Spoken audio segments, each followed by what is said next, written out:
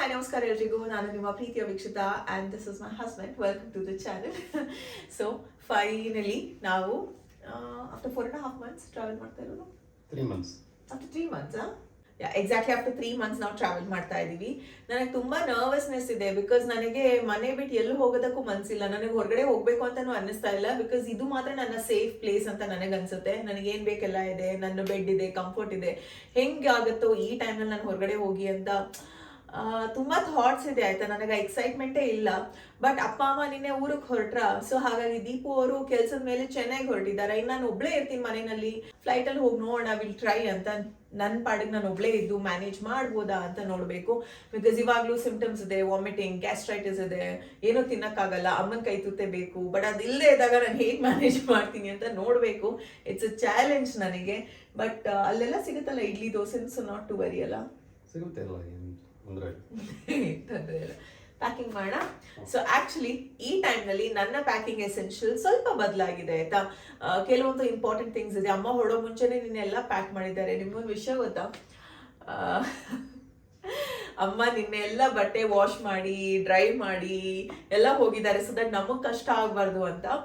And ನನಗೆ ಇವತ್ತು ಬೆಳಿಗ್ಗೆ ನಮ್ಮ ಮಮ್ಮಿ ಇಬ್ರಿಗೂ ಫೋನ್ ಮಾಡಿ ಹೇಳಿದ್ದಾರೆ ಏನೇನು ಮಾಡಬೇಕು, ಬಟ್ಟೆ ಎಲ್ಲ ಅವರೇ ಒಣಗಾಕ್ಲಿ, ನಾನು ಒಣಗಾಕೋದು ಬೇಡ, ನಾನೊಂದು ಸ್ಟೂಲ್ ಮೇಲೆ ಹತ್ತಿ ಒಣಗಾಕ್ತೀನಿ, ಮೇಲ್ಗಡೆ ಇದೆಯಾ ಆ ಸ್ಟೂಲ್ನ ಅವರು ಬಚ್ಚಿಟ್ಟಿದ್ದಾರೆ ಒಳಗಡೆ. ನನಗೆ ಗೊತ್ತೇ ಇಲ್ಲ, ನಾನು ಇವತ್ತು ನೋಡಿದಾಗ ಗೊತ್ತಾಯ್ತು. ಬಿಕಾಸ್ ಅದಿದ್ರೆ ನಾನು ಹತ್ಬಿಟ್ಟು ಲೈಕ್ ಈ ಚಿಕ್ಕ ಚಿಕ್ಕ ಡೀಟೇಲ್ಸ್ ಎಲ್ಲ ನೋಡಿದಾರ ಅಂತ I feel so so so good.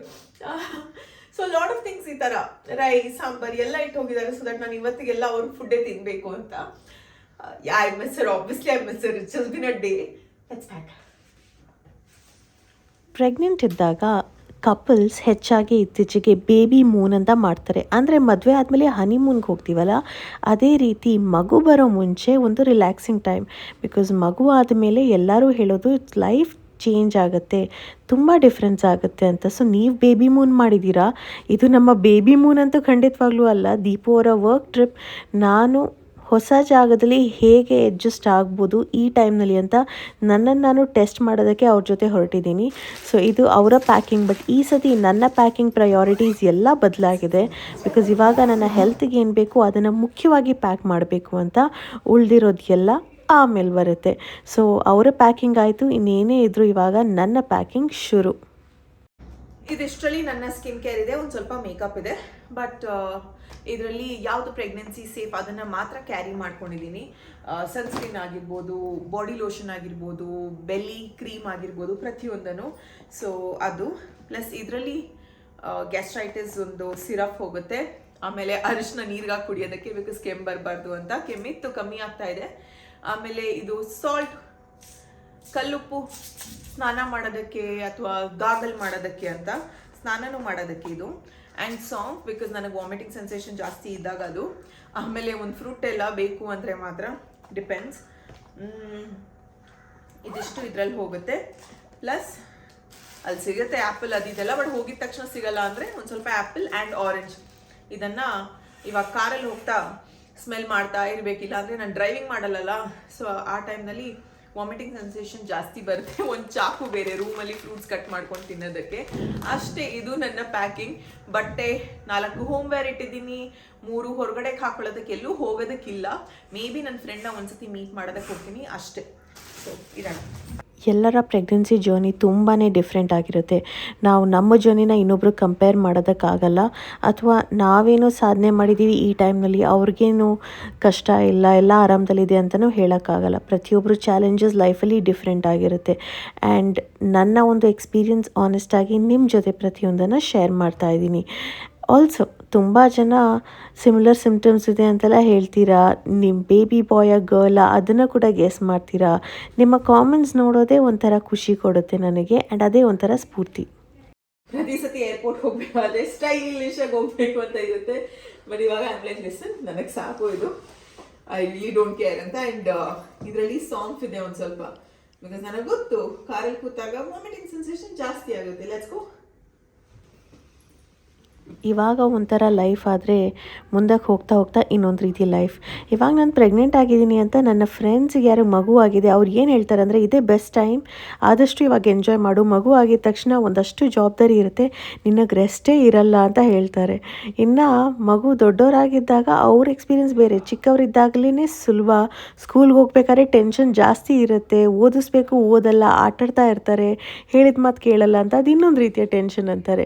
ಲೈಫಲ್ಲಿ ಎಲ್ಲ ರೀತಿಯ ಚಾಲೆಂಜು ಸಂದರ್ಭಗಳು ನಮ್ಗೆ ಹೊಸ್ತು, ಹೋಗ್ತಾ ಹೋಗ್ತಾ ಅಭ್ಯಾಸ ಆಗುತ್ತೆ ಅಲ್ವಾ. ಇಲ್ಲಂತೂ ಒಂಚೂರೂ ಚೆನ್ನಾಗಿರಲಿಲ್ಲ ನಮ್ಮ ಸಂಜೆಯ ತಿಂಡಿ, ಅದಕ್ಕೆ ಮತ್ತೆ ಅಲ್ಲಿಂದ ರಾಮೇಶ್ವರಂಗೆ ಹೋದ್ವಿ. ಆ್ಯಂಡ್ ಇಲ್ಲಂತೂ ದೋಸೆ ಸೂಪರಾಗಿತ್ತು.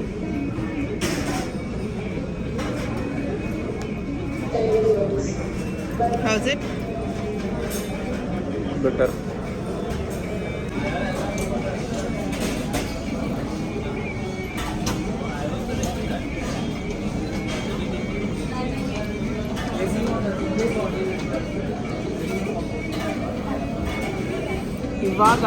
ಇವಾಗ ಮನ್ಸಿಗೆ ಸಮಾಧಾನ ಆಯಿತು. ಜೊತೆಗೆ ಹಾರ್ಲಿಕ್ಸ್.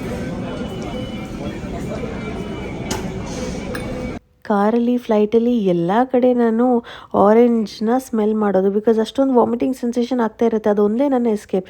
ಇಲ್ಲಾಂದರೆ ಸಾಂಫ್ ಇದೆಯಲ್ಲ ಅದನ್ನು ಒಂದು ಸ್ವಲ್ಪ ತಿನ್ನೋದು, ಇನ್ನೇನು ಮಾಡೋಣ. ಸೊ ಫೈನಲಿ ರೀಚ್ ಆದ್ವಿ ಚೆನ್ನೈ. ಆದಷ್ಟು ಬೇಗ ರೂಮ್ಗೆ ಹೋಗಬೇಕು, ರೆಸ್ಟ್ ಮಾಡಬೇಕು ಅಂತ. ಬಾಡಿ ಇತ್ತೀಚೆಗೆ ತುಂಬ ಬೇಗ ಟಯರ್ಡ್ ಆಗುತ್ತೆ ಆಯಿತಾ. ಸೊ ಫೈನಲಿ ರೂಮ್ ತಲುಪಿದ್ವಿ. ತುಂಬ ಚೆನ್ನಾಗಿತ್ತು ಈ ಪ್ರಾಪರ್ಟಿ ಮಾತ್ರ. ಸರಿ, ಹಾಗೆ ಒಂದು ಕ್ವಿಕ್ ರೂಮ್ ಟೂರ್ ಮಾಡ್ತೀನಿ ಆಯಿತಾ. ನನಗನ್ಸುತ್ತೆ ಈ ಥರದ ಬ್ರೇಕ್ ನೆಸೆಸಿಟಿ ತುಂಬಾ ಇತ್ತು. ಪ್ರತಿ ಸತಿ ನಾನು ಎಲ್ಲಾದರೂ ಈ ಥರ ಹೊರಗಡೆ ಬಂದಾಗ ನಾನು ಏನು ಮಾಡ್ತೀನಿ, ಪ್ರತಿ ಸತಿ ಎಲ್ಲಾದರೂ ಎಕ್ಸ್ಪ್ಲೋರ್ ಮಾಡೋದು, ಮನೆಯವ್ರಿಗೆ ಏನಾದರೂ ತಗೊಳ್ಳೋದು, ಎಲ್ಲೇನಿದೆ ಹೋಗಿ ನೋಡೋದು, ಪಾಪ್ಯುಲರ್ ಟೂರಿಸ್ಟ್ ಪ್ಲೇಸಸ್ನ ವಿಸಿಟ್ ಮಾಡೋದೆಲ್ಲ ಮಾಡ್ತಾಯಿದ್ದೆ. ಬಟ್ ಈ ಸತಿ ನಾನು ಏನೂ ಮಾಡಿಲ್ಲ. ಎಲ್ಲ ದಿನ ರೂಮಲ್ಲೇ ಇದ್ದೆ, ನಿದ್ದೆ ಮಾಡೋದು, ಊಟ ಮಾಡೋದು, ಬರೋದು, ವರ್ಕೌಟ್ ಮಾಡೋದು ಅಷ್ಟೇ. ಮೇನ್ ರೀಸನ್ ನಾನು ದೀಪು ಜೊತೆ ಚೆನ್ನೈ ಬಂದಿದ್ದು ನನಗೊಂದು ಇಂಪಾರ್ಟೆಂಟ್ ಕೆಲಸ ಇತ್ತು ಅಂತ. ಬಟ್ ನಾನು ಅಂದ್ಕೊಂಡಿದ್ದ ರೀತಿ ಆ ಕೆಲಸ ಮಾಡೋದಕ್ಕಾಗಲಿಲ್ಲ, ಬಿಕಾಸ್ ಟ್ರಾವೆಲ್ ಮಾಡಿದಷ್ಟು ನನಗೆ ತುಂಬ ಜಾಸ್ತಿ ವಾಮಿಟಿಂಗ್ ಸೆನ್ಸೇಷನ್ ಆಗ್ತಾಯಿತ್ತು ಅಂತ ರೂಮಲ್ಲೇ ಇದ್ದೆ.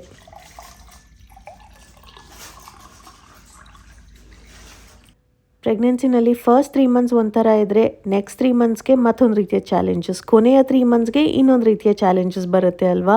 ಸೊ ಇವಾಗ ಇರುವಂಥ ಟ್ಯಾಬ್ಲೆಟ್ಸ್ ಆಗಿರ್ಬೋದು, ಲೈಫ್ ಸ್ಟೈಲ್ ಆಗಿರ್ಬೋದು, ಫುಡ್ ಐಟಮ್ಸ್ ಇರ್ಬೋದು, ಪ್ರತಿಯೊಂದು ಯೋಚನೆ ಮಾಡಿ ನಾನು ತಗೋಬೇಕಾಗತ್ತೆ.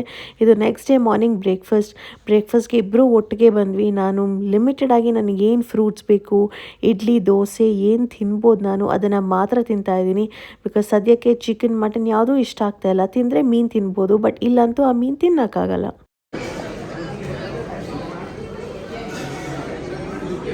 ಸಕ್ಕರೆ ಹಾಕಿದ್ದಾರೆ, ಸ್ವೀಟ್.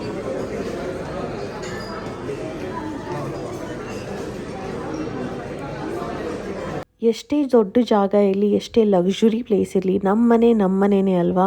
ಇಲ್ಲಿದ್ದಿದ್ದು 3 ದಿನವೂ ನನಗೆ ತುಂಬ ಬೇಜಾರಾಗಿತ್ತು. ಯಾಕಂದರೆ ದೀಪು ಅವ್ರ ಕೆಲ್ಸಕ್ಕೆ ಹೋಗೋರು, ನಾನು ಇಡೀ ದಿನ ರೂಮಲ್ಲೇ ಇರ್ತಾಯಿದ್ದೆ. 1 hour ಇನ್ ಅ ಡೇ ನನ್ನ ಯೋಗ ಟೀಚರ್ ಜೊತೆ ಕ್ಲಾಸಸ್ ಆಗ್ತಾಯಿತ್ತು. ಅದು ಬಿಟ್ಟರೆ ನಾನು ಎಲ್ಲೂ ಹೋಗ್ತಾ ಇರಲಿಲ್ಲ, ಹೋಗೋದಕ್ಕೆ ಮನಸ್ಸೇ ಇರಲಿಲ್ಲ. ಈ ಟೈಮ್ನಲ್ಲಿ ಆಬ್ವಿಯಸ್ಲಿ ಬಾಡಿ ಆದ ರೀತಿ ರೆಸ್ಪಾಂಡ್ ಮಾಡಲ್ಲ ಅಲ್ವಾ. ಒಬ್ಬೊಬ್ಬರು ತುಂಬ ಆ್ಯಕ್ಟಿವ್ ಆಗಿರ್ತಾರೆ, ಬಟ್ ನಾನು ಯಾಕೋ ಅಷ್ಟೊಂದು ಆ್ಯಕ್ಟಿವ್ ಆಗಿಲ್ಲ ಈ ಟೈಮ್ನಲ್ಲಿ. ಆದಷ್ಟು ಟ್ರೈ ಮಾಡ್ತೀನಿ ಹೊರಗಡೆ ಹೋಗಬೇಕು, ನಾನು ಬೇರೆ ಕೆಲಸಗಳಲ್ಲಿ ಇನ್ವಾಲ್ವ್ ಮಾಡ್ಕೋಬೇಕು, ತುಂಬ ಯೋಚನೆ ಮಾಡಿ ಬಂದಿದ್ದೆ. ಬಟ್ ಅದು ಯಾವುದೂ ಮಾಡೋದಕ್ಕಾಗಿಲ್ಲ ನನಗೆ. ಸೊ ಹಾಗಾಗಿ 3 ದಿನವೂ ರೂಮ್ ಒಳಗಡೆನೇ ಇದನ್ನ ನನಗೆ ಬೇಜಾರಾಗೋಯಿತು. ಇಲ್ಲಿಂದ ಫಸ್ಟ್ ವಾಪಸ್ ನನ್ನ ಮನೆಗೆ ಒಂದು ಸತಿ ಹೋಗಬೇಕು ಅಂತ. ಬಟ್ 3 days ಇಲ್ಲಿರಬೇಕು, ಕೆಲಸ ಎಲ್ಲ ಕಂಪ್ಲೀಟ್ ಆಗಬೇಕು ದೀಪು ಅವ್ರದ್ದು, ಆಮೇಲೆ ಹೊರಡೋದಕ್ಕೆ ಸಾಧ್ಯ. ಇದೇ ದಿನ ನಾನು ನನ್ನ ಫ್ರೆಂಡ್ನ ಮೀಟ್ ಮಾಡಿದ್ದೆ, ಅವ್ರಿಗೊಂದು ಹೊಸ ಪಾಪು ಆಗಿದೆ. ಸೊ ಹಾಗಾಗಿ ನ್ಯೂ ಬಾರ್ನ್ ಬೇಬಿನ ಮೀಟ್ ಮಾಡಿಕೊಂಡು ಸಂಜೆ ಸಂಗೀತಂ ಹತ್ರ ಬ್ಯೂಟಿಫುಲ್ ಡಿನ್ನರ್ನ ಮುಗಿಸ್ಕೊಂಡು ಮನೆಗೆ ಬಂದ್ವಿ. ಇದು ನೆಕ್ಸ್ಟ್ ಡೇ ಮಾರ್ನಿಂಗ್. ಒಂದಷ್ಟು ಫುಡ್ ವೆರೈಟೀಸ್ನೆಲ್ಲ ನೋಡ್ತಾ ಇದ್ದೀರಲ್ವ. 5 ಸ್ಟಾರ್ ಪ್ರಾಪರ್ಟೀಸ್ ಅಂದರೆ ಗೊತ್ತೇ ಇರುತ್ತೆ, 100ಕ್ಕಿಂತ ಹೆಚ್ಚು ವೆರೈಟೀಸ್ ಇರುತ್ತೆ, ಏನಾದರೂ ಇಟ್ಟಿರ್ತಾರೆ. ಈ ಸಮಯದಲ್ಲಿ ಎಲ್ಲದನ್ನು ನೋಡೋದು ಅಷ್ಟೇ, ಬಟ್ ತಿನ್ನೋಕ್ಕಾಗಲ್ಲ. ಅಟ್ಲೀಸ್ಟ್ ಲೆಟ್ ಮಿ ಸಿ ಅಂತ ಏನೇನು ವೆರೈಟೀಸ್ ಇದೆಯಂತ. ಎಷ್ಟು ಸಮಯ ಆಯಿತು ಅಂತ ಅನಿಸುತ್ತೆ ನಾನು ಹೊರಗಡೆ ಹೋಗಿ ಈ ಥರ ಒಂದು ಜಾಗಕ್ಕೆ ಬಂದು. ಬಿಕಾಸ್ ಮನೆಯಲ್ಲೇ ಇದ್ದವಳು, ಮನೆಯಲ್ಲಿ ಇರ್ತಾನೆ ಇರಲಿಲ್ಲ ಮುಂಚೆ. ಕೆಲಸ ಏನಾದರೂ ಮಾಡ್ತಾಯಿದ್ದೆ. ಬಟ್ ಈ ಟೈಮ್ನಲ್ಲಿ ಬರೀ ರೆಸ್ಟ್ ಮಾಡ್ತಾ ಇದ್ದೀನಿ ಅಲ್ವಾ. ಆ್ಯಂಡ್ 3 ವೀಕ್ಸ್ ನಾನು ಥ್ರೋಟ್ ಪೇನಿಂದ ತುಂಬ ಸಫರ್ ಮಾಡಿದೆ. ಅಟ್ಲೀಸ್ಟ್ 20+ ಸಿಮ್ಟಮ್ಸ್ ಇತ್ತು. ನನ್ನ ಡೀಟೇಲ್ ಜರ್ನಿ ಆಲ್ರೆಡಿ ಶೇರ್ ಮಾಡಿದ್ದೀನಿ. ಬಟ್ ಅಂದ್ರೂ ನಿಮ್ಮ ಕೆಲವೊಂದು ಪ್ರಶ್ನೆಗಳಿಗೆ ಉತ್ತರವನ್ನು ಕೊಡಬೇಕಾಗುತ್ತೆ. ಅದನ್ನು ದೀಪು ಅವ್ರ ಜೊತೆ ಕೂತು ಆದಷ್ಟು ಬೇಗ ಶೇರ್ ಮಾಡ್ತೀನಿ. ಇನ್ನು ತುಂಬ ಜನ ಹೇಳ್ತಾರೆ ವಾಮಿಟಿಂಗ್ ಮಾಡಿದ್ರೂ ಪರವಾಗಿಲ್ಲ, ಏನಾದರೂ ತಿನ್ನಿ ಅಂತ. ಬಟ್ ಇಲ್ಲಿ ತಿನ್ನೋದಕ್ಕೆ ಆಗಲ್ಲ ಅಂದರೆ ಅದೂ ಕಷ್ಟ ಅಲ್ವಾ. ವಾಮಿಟಿಂಗು ಆಗ್ತಾಯಿದೆ, ಬಟ್ ಏನೂ ಫುಡ್ ಸೇರ್ತಾ ಇಲ್ಲ ಅಂದರೆ it is very difficult. So ಹಾಗಾಗಿ ನಾವು ಇನ್ನೊಬ್ರಿಗೆ ಹೇಳ್ಬೋದಷ್ಟೇ, ಈ ಥರ ಮಾಡಿ, ಆ ಥರ ಮಾಡಿ, ಅದು ಟ್ರೈ ಮಾಡಿ. ಬಟ್ ಅವ್ರ ಬಾಡಿನಲ್ಲಿ ಏನಾಗ್ತಾ ಇದೆ ಅಂತ ಅವ್ರಿಗೆ ಮಾತ್ರ ಅದು ಗೊತ್ತಿರುತ್ತೆ ಅಲ್ವಾ. ಎನಿವೇಸ್, ತುಂಬ ಜನ ಈ ಟೈಮ್ನಲ್ಲೂ ವರ್ಕ್ ಮಾಡ್ತಾ ಇರ್ತಾರೆ. 9 to 5 ಜಾಬಿಗೆ ಹೋಗಲೇಬೇಕಾಗತ್ತೆ. ವೆರಿ ಗ್ರೇಟ್ ಆಯಿತಾ. ತುಂಬ ಚೆನ್ನಾಗಿ ಬ್ಯಾಲೆನ್ಸ್ ಮಾಡ್ತಾರೆ. ಆಪ್ಷನ್ ಇರಲ್ಲ ಕೆಲವೊಂದು ಸತಿ, ಹೋಗಲೇಬೇಕಾಗತ್ತೆ ಅಲ್ವಾ. ಸೊ ಬರೀ ಫುಡ್ ಐಟಮ್ಸ್ ನೋಡ್ತಾ ಇದ್ದೀರಾ, ಏನು ಬರೀ ತಿಂತಾನೆ ಇದ್ದೀವ ಅಂತ ನೀವು ಕೇಳಿದ್ರೆ, ನನಗೆ ವ್ಲಾಗಿಂಗ್ ಮಾಡೋದ್ರಲ್ಲೂ ಅಷ್ಟೊಂದು ಆಸಕ್ತಿ ಇಲ್ಲ ಇತ್ತೀಚೆಗೆ. ಅಷ್ಟೊಂದು ಇಂಟ್ರೆಸ್ಟ್ ಇಲ್ಲ ನನಗೆ. ನನ್ನ ವರ್ಕ್ ಮೇಲೇ ನನಗೆ ಪ್ರತಿಯೊಂದ್ರ ಮೇಲೇನೂ ವಾಮಿಟಿಂಗ್ ಸೆನ್ಸೇಷನ್ ಇರೋದ್ರಿಂದ ನನಗೆ ಕ್ಯಾಮ್ರಾ ತೆಗೆದು ಏನಾದರೂ ವೀಡಿಯೋ ಮಾಡೋಣ ಅಂದ್ರೂ ನನ್ನ ಬಾಡಿ ಸಪೋರ್ಟ್ ಮಾಡಲ್ಲ. ಸೊ ಹಾಗಾಗಿ 3 ದಿನದ ವೀಡಿಯೋ ಒಂದೇ ವೀಡಿಯೋದಲ್ಲಿ ಕವರ್ ಆಗ್ತಾ ಇದೆ. ಬಟ್ ಏನೂ ಮಾಡೋದಕ್ಕಾಗಲ್ಲ. ಇದು ಹೊಸ ಚಾಲೆಂಜಸ್, ಇದನ್ನು ಆಕ್ಸೆಪ್ಟ್ ಮಾಡ್ಕೋಬೇಕು. ಬಿಕಾಸ್ ಈ ಟೈಮ್ ಮತ್ತೆ ಬರಲ್ಲ ಅಂತೀವಿ ಅಲ್ವಾ.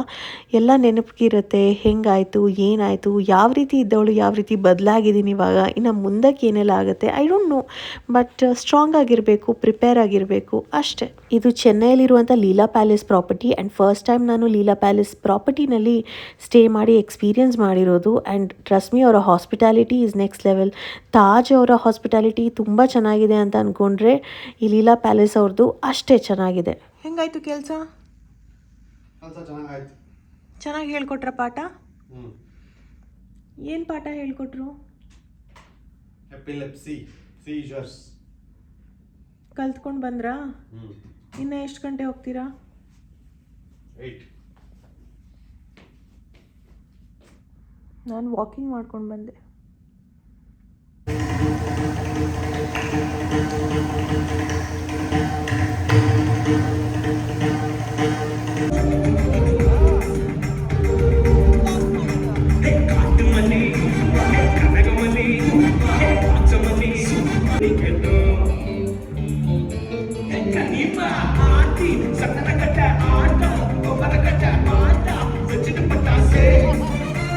ನೀವು ಸ್ಟಾರ್ಟಿಂಗಿಂದ ವೀಡಿಯೋ ನೋಡ್ತಿದ್ರೆ ನೀವು ಒಬ್ಸರ್ವ್ ಮಾಡಿರ್ತೀರ, ಇವಾಗಲೇ ನಾನು ಇಷ್ಟೊಂದು ಸ್ಮೈಲ್ ಮಾಡಿದ್ದು, ಮ್ಯೂಸಿಕ್ನ ಎಂಜಾಯ್ ಮಾಡಿದ್ದು.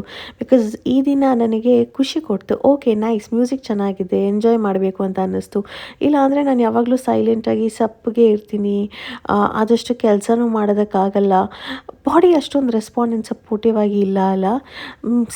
ಕೆಲವೊಬ್ಬರು ಹಾರ್ಮೋನ್ಸ್ ಹೇಗೆ ಚೇಂಜ್ ಆಗುತ್ತೆ ಅಂದರೆ ಅವ್ರಿಗೆ ಯಾವ ವಿಷಯದಲ್ಲೂ ಆಸಕ್ತಿ ಇಲ್ಲ.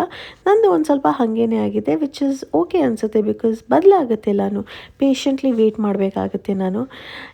ಎನಿವೇಸ್, ಇವತ್ತಿನ ಒಂದು ಸಿಂಪಲ್ ವಿಡಿಯೋ ಇಷ್ಟವಾಗಿದ್ದಲ್ಲಿ, ನನ್ನ first travel video in pregnancy, hit like, share and subscribe. And ತುಂಬ ರಿಲೇಟೇಬಲ್ ಅಂತಲೂ ಅನಿಸ್ಬೋದು ಸುಮಾರಷ್ಟು ಜನರಿಗೆ. ಆ್ಯಂಡ್ ಕೆಲವೊಬ್ಬರಿಗೆ ಅವ್ರದ್ದೇ ಆದಂಥ ಡಿಫ್ರೆಂಟ್ ಅನುಭವನೂ ಆಗಿರ್ಬೋದು ಅಲ್ವಾ. ಮುಂದೆ ಬರುವ ವೀಡಿಯೋಸ್ನ ಮಿಸ್ ಮಾಡದೆ ನೋಡ್ತಾ ಇರಿ ಆಯಿತಾ. ಇದೆಲ್ಲ ಡಕ್, ಪೋರ್ಕ್, ಎಲ್ಲ ರೀತಿಯ ಫುಡ್ ಐಟಮ್ಸ್ ಇಲ್ಲಿತ್ತು. ಇಂಡಿಯನ್ಸ್, ಏಷ್ಯನ್ಸ್, ಫಾರಿನರ್ಸ್ ಎಲ್ಲರಿಗೂ ಮ್ಯಾಚ್ ಆಗಬೇಕು, ಇಷ್ಟ ಆಗಬೇಕು ಅಂಥ ವೆರೈಟೀಸ್ ಎಲ್ಲನೂ ಇಟ್ಟಿರ್ತಾರೆ ಇಲ್ಲಿ.